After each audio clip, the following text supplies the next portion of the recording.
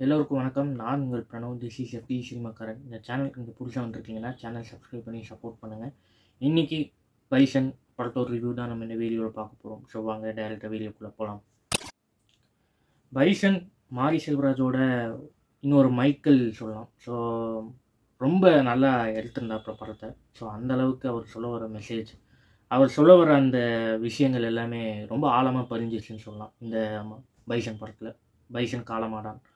சரி, இந்த பைசன் படத்தோட கதை வந்து பார்த்தீங்கன்னா, குரு விக்ரம் வந்து ஸ்கூல் படிக்கிறதுலேருந்தே சின்ன வயசுலேருந்தே வந்து பார்த்தீங்கன்னா, அவர் கபடி விளையாடணும்னு ரொம்ப ஆசைப்படுறாப்புல. ஸோ அவரோட அப்பாவை நடிச்சிருக்க பசுபதி சார் வந்து தான் பையனுக்கு வந்து எந்த விஷயத்தில் ஆபத்து வந்துடக்கூடாது. ஸோ அவன் கபடின்னு ஆசைப்பட்றான். ஆனால் அந்த கபடினால் சில வெவ்வேறான ஆபத்துகள் மூலிமா கொண்டு போயிருமோ அப்படின்னு வந்து அவர் பயப்படுறாப்புல.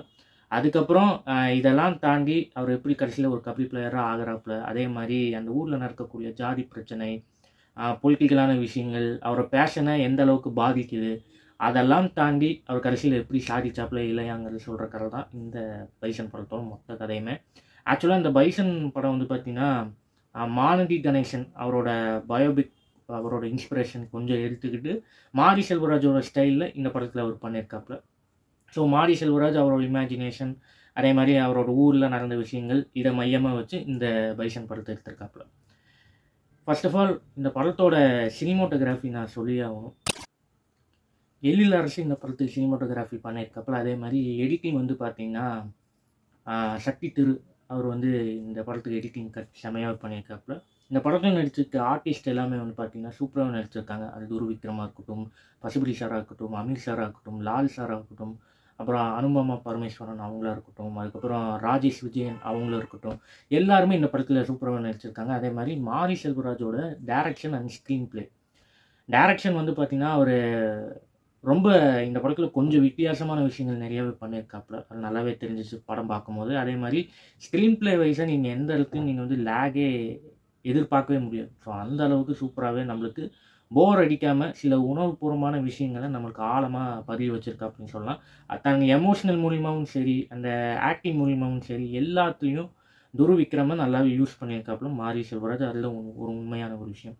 மாரி செல்வராஜ் படத்தில் எப்போவுமே அந்த ஸ்லோ மோஷன், அந்த பிளாக் அண்ட் ஒயிட் ஷாட்ஸ் எல்லாமே வழக்கமான அவரோட படங்கள் எல்லாமே இருக்கிறது தான் இந்த படத்தில் அதிகமாகவே இருக்குதுன்னு சொல்லலாம்.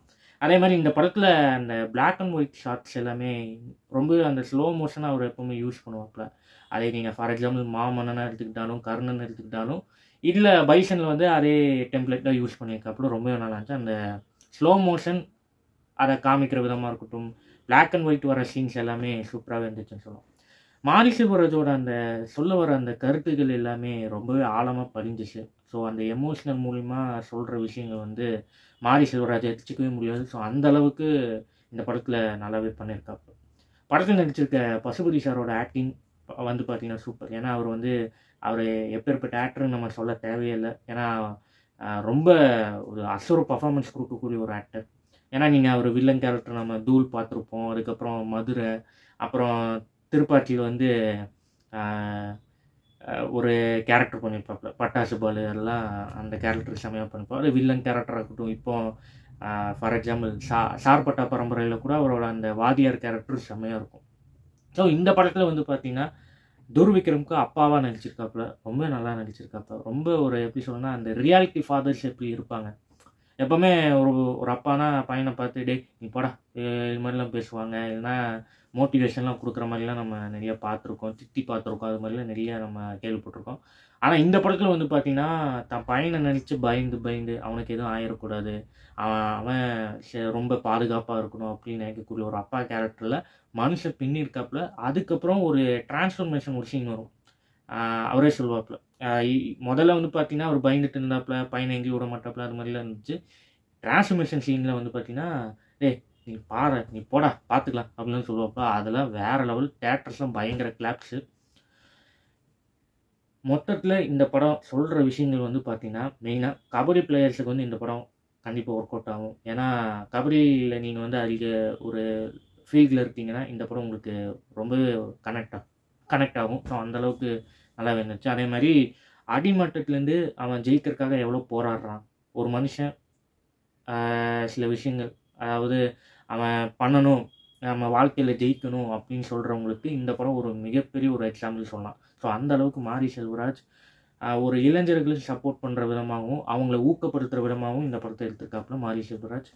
துர்விக்ரம் இந்த படத்துக்கு போட்ட ஒரு எஃபர்ட் எனக்கு தெரிஞ்ச வரைக்கும் ரொம்ப உயிரை கொடுத்து நடிச்சிருக்காப்புல. அந்த அளவுக்கு அந்த எஃபர்ட் கபடி பிளேயரு, அதே மாதிரி அவர் அந்த டிரான்ஸ்ஃபர்மேஷன் இருக்கும். அதாவது ஸ்கூல் படிக்கிற வயசு, அப்புறம் மெச்சூர் வயசு, அதுக்கப்புறம் அவர் பியர் வச்சுக்கிட்டு கபடி ஆடுற வயசு, அது மாதிரிலாம் ஒவ்வொரு டிரான்ஸ்ஃபர்மேஷன் காமிப்பாங்க. அதுவும் சூப்பராக ஒர்க் அவுட் ஆகிருந்துச்சு. மெயினாக துர்விக்ரம் வந்து இந்த இந்த படத்தில் கபடி பிளேயராக நல்லாவே பர்ஃபார்மன்ஸ் பண்ணியிருக்காப்புல. ஆக்டிங்கும் சரி, அந்த கபடி பிளேயராகவும் வாழ்ந்திருக்காப்புன்னு சொல்லலாம். மொத்தத்தில் இந்த பைசன் காலமாடாவே அவர் வாழ்ந்திருக்காப்புன்னு சொல்லலாம் துர்விக்ரம். அமீர் சாரோட கேரக்டர்னு பார்த்தீங்கன்னா சூப்பராகவே இருந்துச்சு. அந்த ஊர்க்காரங்க எப்படி இருப்பாங்க, பொலிட்டிக்கல் ரீதியாக எப்படி இருப்பாங்க அப்படிங்கிறது காமிச்ச விதமும் சூப்பராக இருந்துச்சு. லால் சாரோட கேரக்டரும் நல்லாவே இருந்துச்சு. ஏன்னா அவர் வந்து தொடர்ந்து அவர் 3வது டைம் ஒர்க் பண்ணுறாப்புல மாரி செல்வராஜ் கூட. கர்ணன், மாமன்னன், இப்போ பைசன் 3 படத்தில் அவர் ஒர்க் பண்ணிட்டாப்புல. ஸோ லால் அவரோட கேரக்டரும் ரொம்ப நல்லா இருந்துச்சு. ஓகே, ரொம்ப நல்லா பண்ணியிருக்காப்புல. ரீசெண்டாக சூப்பராக இருந்துச்சு. அதே மாதிரி அந்த ஊரை காமிச்ச விதம் எல்லாமே சூப்பராக இருந்துச்சுன்னு சொல்லலாம். அடுத்தது வந்து பார்த்திங்கன்னா இந்த படத்துக்கான மியூசிக் அண்ட் பிஜிஎம்ஸ் எல்லாமே சூப்பராக இருந்துச்சு. நிவாஸ் கே பிரசன்னா இந்த படத்துக்கு மியூசிக் பண்ணியிருக்காப்புல. அவரோட பாடல்கள் எல்லாமே சூப்பராகவே இருந்துச்சு.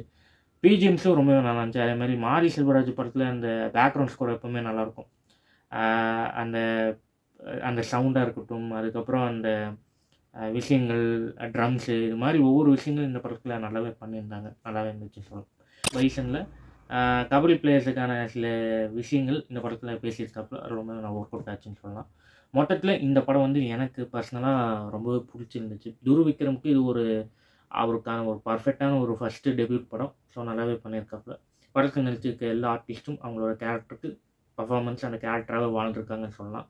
ஸோ எனக்கு இந்த படம் பார்க்கும்போது ரொம்பவே ஒரு எமோஷ்னலாகவும் ஆழமாகவும் சொல்ல வர கருத்துக்கள் எனக்கு ஆழமாக பதிஞ்சிச்சு பர்சனலாகவே. ஸோ எனக்கு படம் ரொம்ப பிடிச்சிருந்துச்சு. நீங்களும் போய் தேட்டரில் மிஸ் பண்ணாமல் இந்த படத்தை போய் பாருங்கள். உங்களுக்கு கண்டிப்பாக பிடிக்குங்கிறத வந்து இந்த வீடியோ மூலிமா சொல்லிட்டு நான் கிளம்புறேன். ஸோ இதுதான் இன்றைக்கான வீடியோ. உங்களுக்கு இந்த வீடியோ பிடிச்சிருக்குங்கிறது வந்து நான் அதிகமாக நம்புகிறேன். இன்றைக்கான வீடியோவில் தான் உங்களை அடுத்த வீடியோவில் சந்திக்கிறேன். So thank you, be safe and one second. This is FT சினிமாக்காரன். நான் உங்கள் பிரணவ். அண்ட் மறக்காமல் இந்த சேனலுக்கு சப்ஸ்கிரைப் பண்ணி சப்போர்ட் பண்ணுங்கள். அண்ட் வியூவர்ஸ், நம் எஃப்டி சினிமாக்காரன் வியூவர்ஸ் அனைவருக்கும் அட்வான்ஸ் தீபாவளி நல்வாழ்த்துக்கள். தேங்க்யூ.